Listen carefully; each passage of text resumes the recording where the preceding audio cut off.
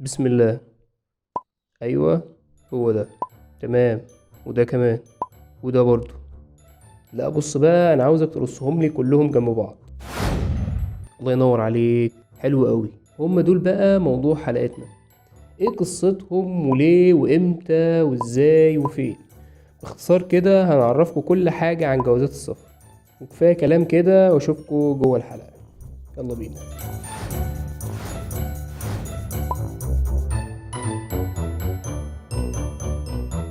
يا اهلا وسهلا بيكم بعد الغياب الطويل ده، وحشتونا والله. وحبيت بعد الغياب الطويل ده ارجع لكم بسلسله فيديوهات جديده جنب سلسله فيديوهاتنا الرئيسيه، وهي سلسله دول العالم. والفيديوهات الجديده دي هنتكلم معاكم فيها عن كل حاجه لها علاقه بالسفر، زي الباسبور والتاشيرات والمطارات ومواقع حجز التذاكر ومواقع السفر وغيرهم كتير. وكل ده كده تحت عنوان منين يودي على فين. ان شاء الله تكون حاجه خفيفه كده وتستفيدوا منها. وموضوع الحلقه دي هو جوازات السفر. ايه قصتهم وتم انشائهم امتى؟ اولا كده، جواز السفر هو وثيقه رسميه من الدوله لمواطنيها اعترافا منها بالجنسيه والهويه، وده اللي بيخلي جواز السفر يسمح لحامله بالتنقل بين جميع دول العالم بحريه. ليه سموه باسبورت اصلا؟ لفظ كلمه باسبورت بيرجع للعصور الوسطى، الفتره ما بين القرن الخامس وال15، لما طلبت قافله وثيقه اذن بالمرور من احد بوابات المدينه، وتكون اثبات لهويتهم وحمايتهم في الاراضي الخارجيه. وظهر اول جواز سفر في عهد ملك انجلترا هنري الخامس، عشان يحمي بيه رعاياه في جميع دول العالم. اما بالنسبه لاقدم جواز سفر موجود لحد وقتنا ده، فهو بيرجع لبريطانيا لسنه 1636 في عهد الملك تشارلز الاول. وكانت جوازات السفر في الوقت ده عباره عن وثيقه فيها الاسم وصفات الشخص لكن بدون صور. والكلام ده طبعا اتغير بعد الحرب العالميه الاولى، لما زادت اعداد المسافرين والمهاجرين بين الدول بسبب النزاعات والحروب، فكان لازم جواز السفر يتامن اكتر من كده. كل الصور في الاول كانت مقبوله، سواء جماعيه او رياضيه او عائليه، وطبعا النوعيه دي ما دامتش كتير، والظروف الامنيه اضطرت لتفاصيل ادق. اصبح جواز السفر بيحمل صوره واضحه للوجه وتوقيع الشخص وبيانات شخصيه دقيقه عنه. واختاروا 4 الوان رئيسيه بتدرجات كل لون لكل دول العالم. الازرق والاحمر هم الاكثر شعبيه،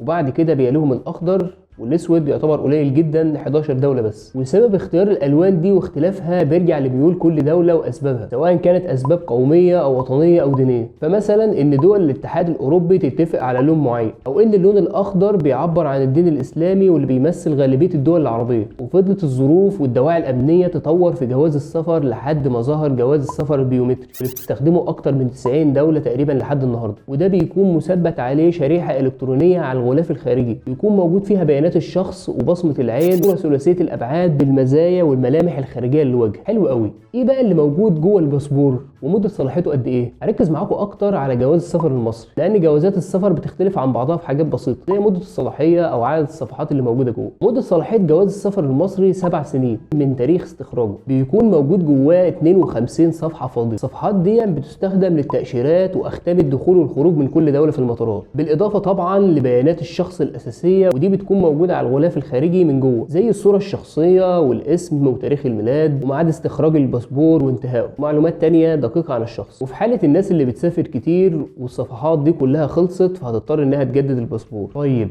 امتى اصلا بقى اقدر اطلع باسبور؟ ببساطه كده، اي حد محتاج انه يسافر يقدر يطلع الباسبور، مفيش سن معين، حتى الاطفال يقدروا يطلعوا الباسبور. بالنسبه لمصر بقى، ايه هي الاوراق المطلوبه عشان اقدر اطلع جواز السفر؟ طبعا اول حاجه هتحتاجوا الصوره الشخصيه، 4 صور شخصيه بخلفيه بيضاء مقاس 4:6. الحاجه الثانيه بطاقه الرقم القومي او صوره شهاده الميلاد للناس اللي هم اقل من 16 سنه، شهاده الاعفاء من الجيش بالنسبه للرجاله. وبالنسبه للرسوم، فهي لحد وقت تصوير الحلقه دي 400 جنيه، زائد ضمان مالي في حاله عدم وجود مؤهل دراسي او عدم وجود وظيفه، بتكون 400 جنيه اضافيه، بيتم استرداد المبلغ مره تانية في حاله الغاء الجواز او انتهائه. وبالنسبه للناس اللي ليها نشاط تجاري او عندها مشروع، لازم تطلع نسخه من السجل التجاري بيثبت ده بالنسبه للناس اللي هتطلع جواز السفر لاول مره. اما بالنسبه للناس اللي هتجدد، فيحتاجوا جواز السفر القديم. وفي حاجه مهمه بقى، تسجيل بيانات جواز السفر في السفاره واحتفاظكم بصوره منه هيخلي اجراءات استخراج جواز السفر البدل الفائت في حاله ضياعه او فقدانه اسهل وايسر بكتير. المفروض اللي يصور ده يكون بيته في اخر العالم.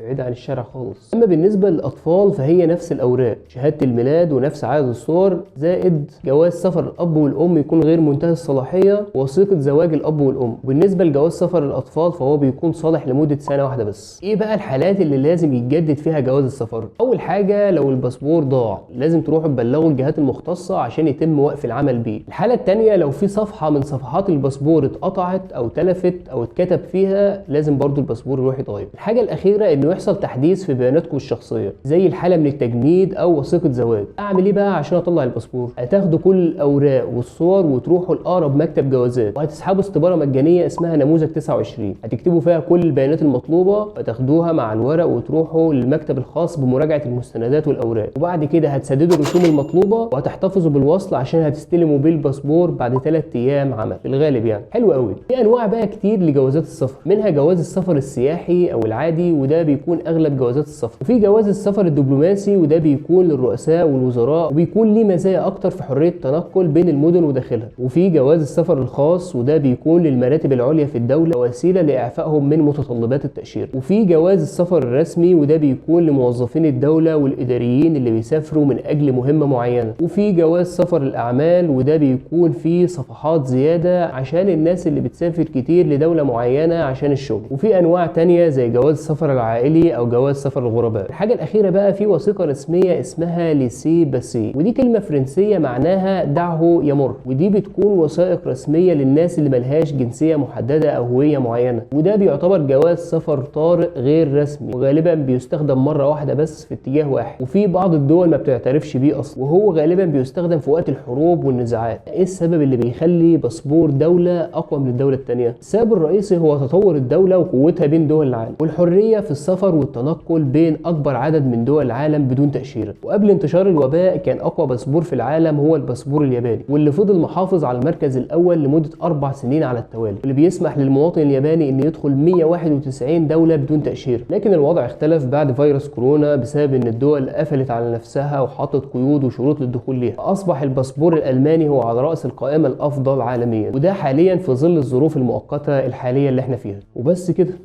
حاولت اجمع لكم كل المعلومات عن جواز السفر. ان شاء الله تكون الحلقه عجبتكم واستفدتوا منها. اشوفكم على خير باذن الله الحلقه الجايه ان شاء الله. سلام. ما تنسوش بقى تشتركوا معانا في القناه وتفعلوا زرار الجرس، استنوا الحلقات الجديده. اشوفكم ان شاء الله على خير الحلقه الجايه. سلام.